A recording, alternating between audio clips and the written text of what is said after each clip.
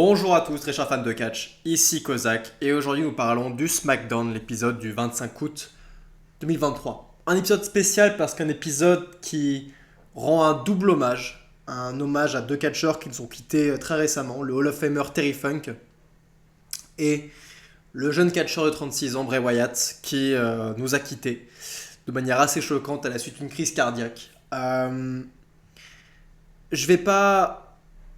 C'est toujours très particulier de parler de ce genre de choses et je ne suis pas le plus à l'aise pour parler de ce genre de choses. Euh, Ça ne sert à rien que je parle de ce que je pensais de Bray Wyatt, de son travail, de sa personne, je ne le connaissais pas. Tout ce que j'ai pu voir, ce sont des visages euh, extrêmement attristés de perdre un collègue et sûrement un ami si jeune. Je parle des catcheurs de la WWE, mais je ne peux que penser aussi à la famille de Bray Wyatt, à ses filles, à ses enfants à sa femme qui ont perdu cet homme qui, quoi qu'on en dise, avait une créativité énorme et qui a fait rêver de nombreux fans de catch à travers le monde. C'est le principal que l'on puisse dire et sa mort est extrêmement regrettable. Et on aurait sans pu avoir plus de choses à voir encore avec Bray Wyatt. Et c'est très triste de le voir partir. Mais il va rejoindre son ami Brody Lee, qui lui aussi nous a quittés beaucoup trop tôt.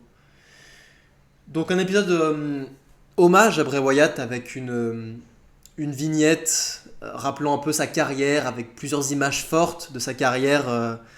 Des images qui rappellent énormément de choses. La Wyatt Family, le Fiend évidemment, la Firefly Funhouse, son match contre John Cena dans le Firefly Fun Match, je crois qu'il s'appelait, je sais plus trop comment ça s'appelait, à WrestleMania 36.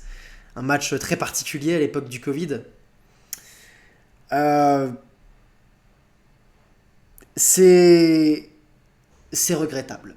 C'est un show de SmackDown, du coup, les catcheurs vont lui rendre hommage, on va y revenir au fur et à mesure, mais après cet hommage, ces 10 sons de cloche, on a droit au premier match parce que le show must go on. On a droit à Rey Mysterio contre Grayson Waller. On va pouvoir, on va pouvoir remettre un peu de fun dans ce podcast. Parce que oui, Grayson Waller catch, les amis. Grayson Waller catch. Il n'y a pas de Grayson Waller effect. Non, il est dans un match de catch contre le champion des États-Unis, Rey Mysterio. Et le match est super sympathique. Et c'est chouette de voir que Grayson Waller, de le voir catcher, de voir que ce gars a du potentiel. Qu'il y a quelque chose à en tirer de ce mec. Il peut faire un bon petit heal de mid-card pour l'instant, Grayson Waller. Il y a du potentiel qui est présent. Il n'en fait pas des caisses, il fait juste ce qu'il doit faire. Il travaille de la hit auprès de Rey Mysterio. Il y a quelque chose à tirer. Il n'est pas forcément unique, il n'est pas forcément démarquable des autres pour le moment. Ce n'est qu'un premier match. Mais il y a un potentiel qui est présent. Et ouais, j'aimerais bien voir Grayson Waller plus souvent dans des matchs et moins dans le Grayson Waller Effect.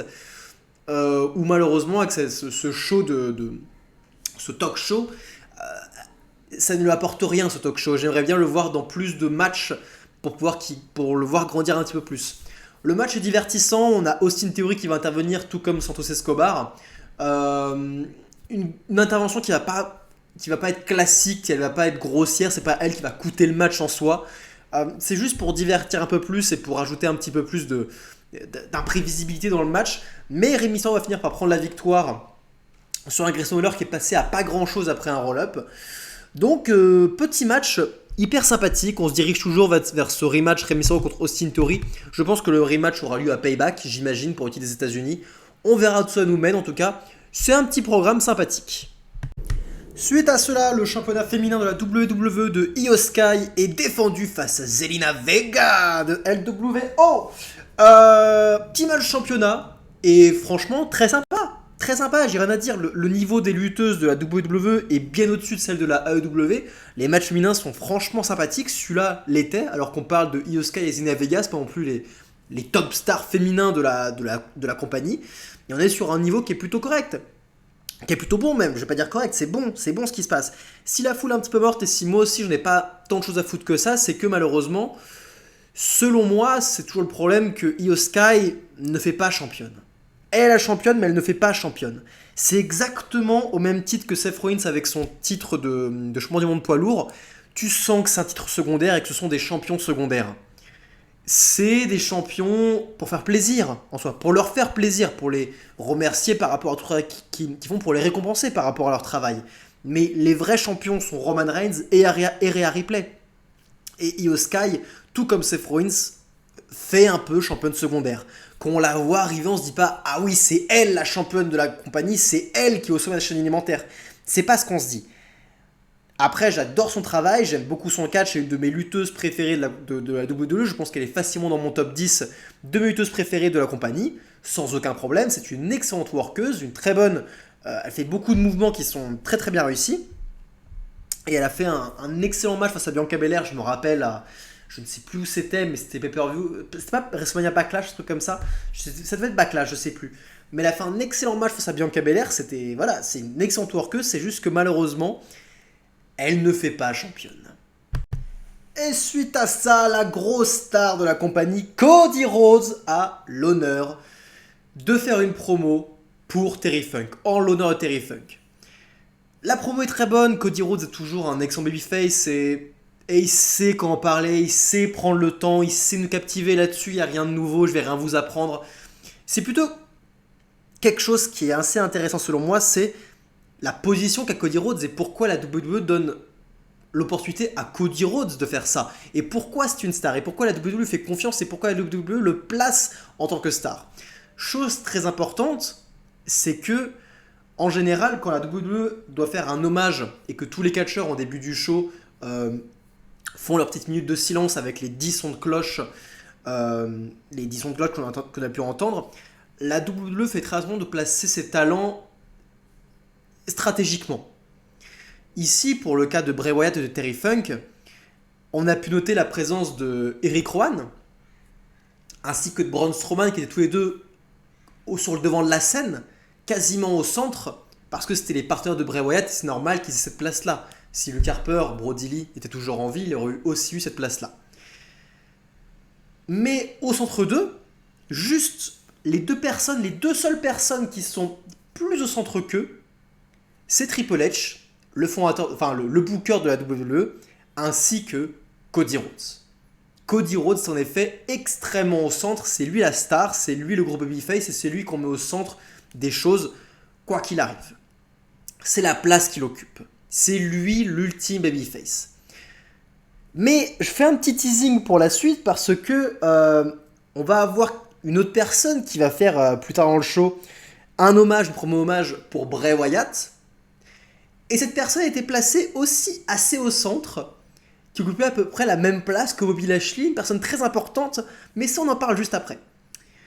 Cody Rhodes met donc over Terry Funk et annonce que pour lui rendre hommage, on va avoir un tag team hardcore Terry Funk, les Brawling Brutes face aux Street Profits. Oui, un match hardcore à la WWE à l'heure où je vous parle. Je ne l'ai pas encore vu, je m'apprête à le voir. Et je suis curieux de voir à quoi ressemble un match hardcore à la WWE en 2023.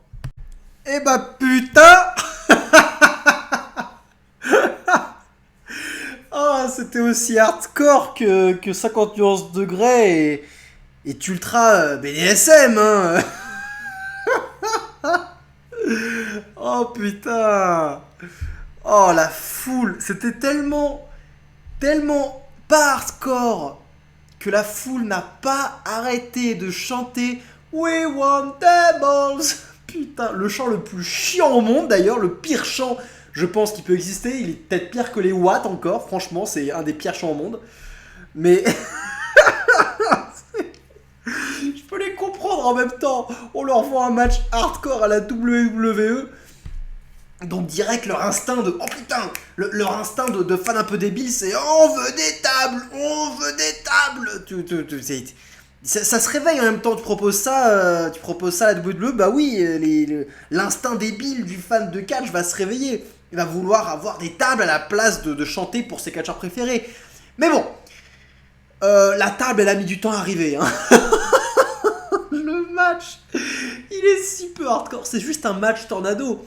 C'est tellement hardcore auprès de WWE, c'est juste un match où il n'y a pas de tag. Les deux équipes, c'est un tornado match. Les deux équipes s'affrontent en même temps dans le ring. Et c'est pas si le match dans l'exécution est pas, franchement, pas déconnant, les deux équipes sont bonnes. Il y a juste un mouvement que j'ai pas aimé, un mouvement qui manquait cruellement d'impact, qui en plus arrivé au début du match. La foule commençait déjà à chanter We Want Tables, parce que vous voyez bien que le match n'était pas du tout hardcore.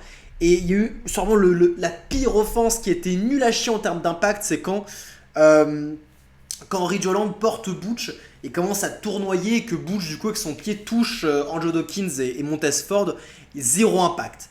Là, cette équipe devrait arrêter ce mouvement parce que zéro impact, c'est nul à chier, c'est autant faire des super kicks ou des enziguri, pas la peine de se faire chier qu'un mouvement nul à chier où il n'y a aucun impact et on voit que c'est extrêmement faux ce qu'on est en train de regarder. Donc ça, à bannir de leur moveset. Pour le reste, le match est sympa, mais c'est juste encore une fois, c'est tellement loin d'être un match hardcore. Bobby Lashley va faire son apparition un moment.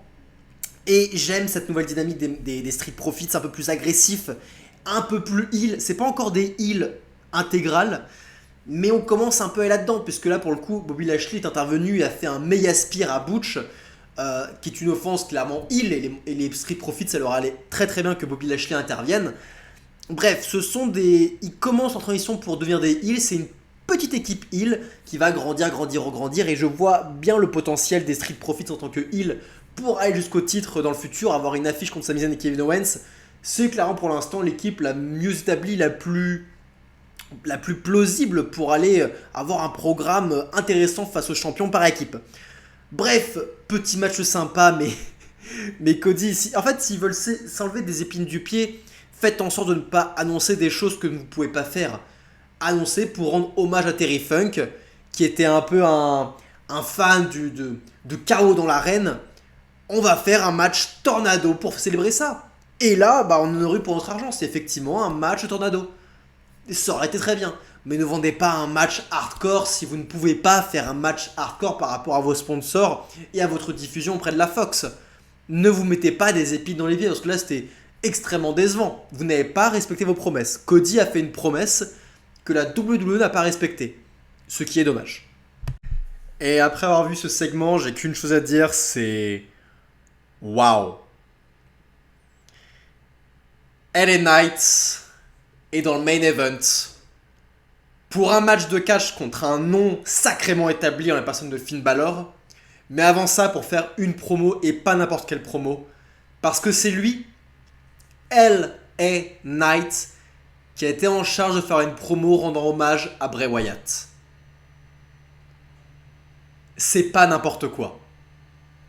Encore une fois, on a beaucoup parlé cette chaîne du booking de LA Knight, en quoi il était catastrophique, que la WWE ne semblait pas capitaliser sur la personne d'LA Knight alors qu'il y avait un potentiel énorme, une foule qui était présente, une star qui pourrait apparaître. Ces jours sont terminés. Ce qu'on vient de voir ici, c'est la preuve que la WWE fait enfin entièrement confiance à LA Knight et le push extrêmement bien. Et pour les bonnes raisons. Programme, certes, pas alléchant sur papier face au Miz, mais qui a le mérite d'être extrêmement divertissant parce que le Miz et LA Knight ont tous les deux de très bonnes promos. Et maintenant, LA Knight qui a un main event face à Finn Balor, qui est un ancien champion de la fédération. Et en plus de ça, LA Knight qui est en charge de faire une promo tout comme Cody Rhodes en l'honneur d'un catcheur maintenant décédé. Ce n'est pas rien. Ça veut dire énormément de choses et je pense que LA Knight a parfaitement rempli le job. Tout comme Cody Rhodes, quand sa musique apparaît, la foule pop. Et je disais tout à l'heure que lors de la première minute de SmackDown où tous les catcheurs faisaient une minute de silence pour Bray Wyatt, la personne qui était aux côtés de de Rick Rowan, tout comme Bobby Lashley était aux côtés de Braun Strowman, c'était LA Knight. LA Knight faisait partie, en ne prenant pas en compte Braun Strowman et Rick Rowan qui étaient là pour des raisons historiques, centrées sur la caméra. Les trois personnes qui étaient le plus centrées étaient Cody Rhodes, Bobby Lashley et LA Knight pour SmackDown. Ça ne veut pas rien dire. C'est énorme et ça prouve que la WWE fait enfin confiance à ce catcheur qui va faire une promo hyper touchante sur LA Knight qui ne va pas en faire des caisses, qui va rester très terre à terre et qui va lui rendre hommage en rendant hommage à la foule qui a leur flash allumé pour faisant référence à son entrée, aux butterflies, à toutes ces choses. Et il va profiter de cette promo pour switcher entre hommage à Bray Wyatt et promo contre le Miz aussi. Et il le fait de manière très subtile et très habile, et ça marche extrêmement bien. Et il veut enfin terminer le Miz, et il va terminer par une phrase qui était géniale. Il va dire: j'ai une dernière chose à dire. Un homme très sage m'a dit directement une fois: la prochaine fois que l'on se reverra, run. Et il fait une très bonne imitation de Bray Wyatt. La foule pop. Et c'est la fin de sa promo qui était géniale. Génial, génial, génial. LA Knight en main event, à la même place que Cody Rhodes, pour ce genre de choses, ça fonctionne. Ça fonctionne. Il était extrêmement touché. J'étais touché aussi en partageant, en voyant un peu ses émotions. Ça marchait du feu de Dieu. Merci LA Knight. Et maintenant, c'est du main event. LA Knight face à Finn Balor. Et j'ai du mal à croire à ce que je viens de voir. Pour terminer, pour clore ce SmackDown. Déjà, c'est un main event où LA Knight est à l'intérieur. C'est un main event où LA Knight va porter la place de Babyface dans ce main event. Face à un nom quand même vachement établi en personne de Finn Balor, qui a quand même confronté Seth Rollins, le champion de Raw plusieurs fois d'affilée. Et c'est un main event où LA Knight va l'emporter clean. Je n'ai pas les mots. Je n'ai pas les mots, mais on y est. Et je trouve ça tellement dommage que la foule n'était pas dedans parce que le match était bon. Le match était bon. Finn Balor travaillait correctement de la hit, il se faisait huer correctement. LA Knight faisait des bons comebacks et des bonnes petites reprises d'appui pour revenir sur le terrain. La foule n'était pas autant dedans que ça. Alors elle chantait pour LA Knight, hein, elle chantait pour ses mouvements signature, etc. Mais elle était quand même un petit peu morte et c'est dommage. C'est dommage, c'était l'occasion, les gars. On réclame ça depuis je sais pas combien de temps. On l'a enfin, un vrai push LA Knight dans le main event, pendant la mid-card, dans le main event. Et la foule, elle est pas là, elle répond pas assez. Putain, c'est dommage, faut pas que ce soit des arguments aux réditeurs de LA Knight pour dire: ah, vous voyez, il est pas prêt pour le main event. Non, faut y aller là, les gars. Faut l'encourager, faut bondir pour lui. Putain, les ricains là.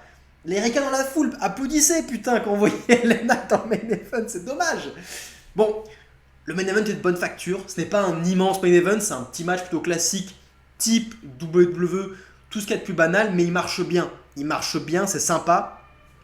Pourquoi Finn Balor à SmackDown alors que c'est un catcheur de Raw? C'était un match hommage à Bray Wyatt. On a là son dernier rival, en la personne de LA Knight, et un de ses rivaux les plus importants, en la personne de Finn Balor, le démon Finn Balor, le Finn Bray Wyatt. Bref, c'est un match pour lui rendre hommage quelque part. Et ça marche bien. Ça marche bien, bon petit match. À la fin, LA Knight parvient à faire son finisher pour la victoire. 1, 2, 3, il célèbre, la foule pop. Et le show se termine avec les lumières qui s'éteignent, avec la lanterne iconique de Bray Wyatt au milieu du ring avec beaucoup de fumée.